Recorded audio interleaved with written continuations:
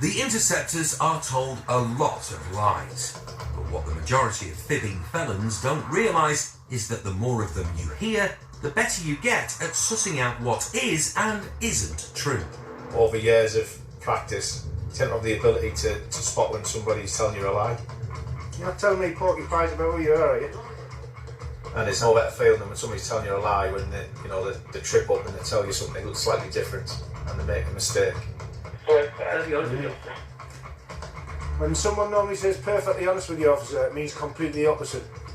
It's a great feeling when you've caught them out. It's better when you get them locked up and you're preventing a crime or you've detected a crime.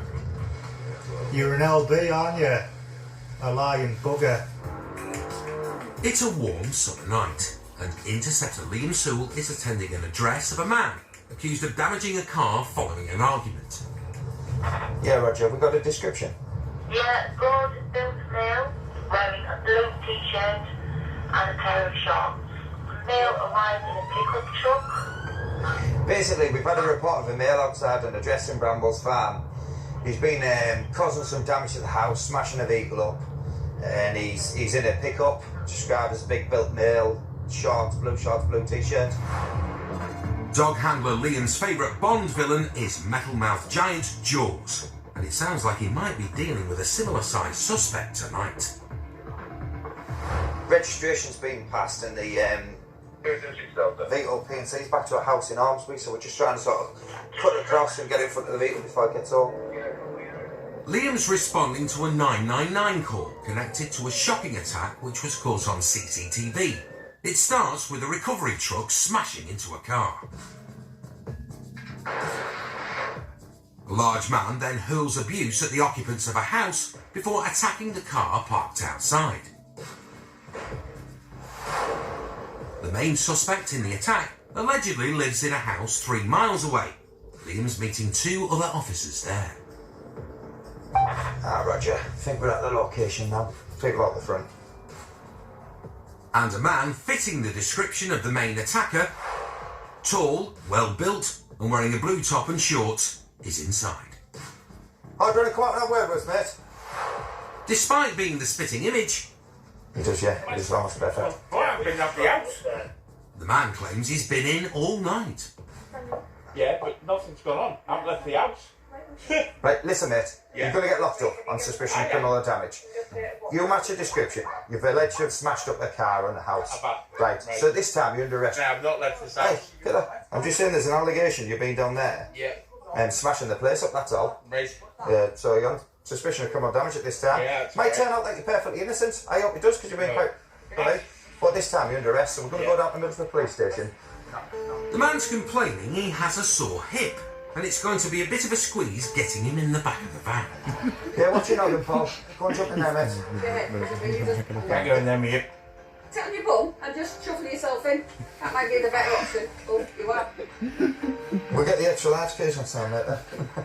We'll get you down there, alright? Yeah. That's it. We took this male in, he matches the description. He's in the blue shorts, blue t-shirt. He's obviously, and he is a big boy, isn't he? So, got him locked up. It's only suspicion at this time. Liam now needs to get his suspect booked in at Middlesbrough Nick, once he's got him out of the van. Don't I have to worry about. It's what, mate? The hip I have to worry about. So just slide on your backside, mate, or something.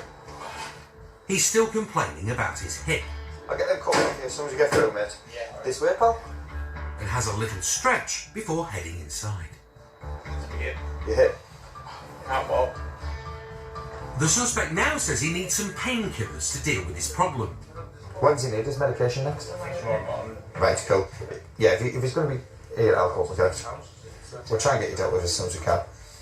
But before he goes to get the man's medicine, Liam pays a visit to the victim's house. Along with a colleague, he takes a look at the CCTV footage for the first time.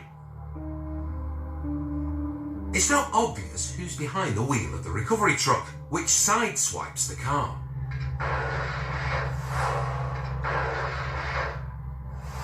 The truck driver then gets out and heads into the garden. It's now clear that it's the man Liam arrested earlier. This is a big guy who was driving the recovery truck. That doesn't look like he's got a bad hip there, does he? No. So then he kicks the car that he's just crashed into. The not-so-gentle giant is moving a lot better than he was back at the cop shop. Shocking. How wrong with that hip? A teenage girl then joins in, And she attacks this car. kicking the car in the drive before ripping off the rear wiper. Where she's smashing the windscreen wiper off. She then turns her attention to the car parked in the street, picking up an object and hurling it at the windscreen.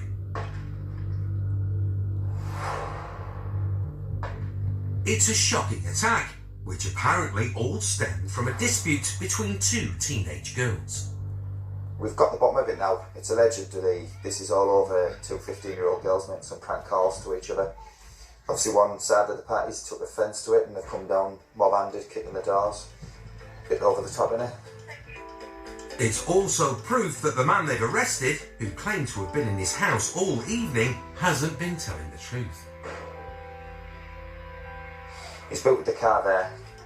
On the CCTV, you'd see him doing some roundhouses on the door. He'll have a bit of egg on his face when he's limping to the custody interview room tomorrow and they play the CCTV for it.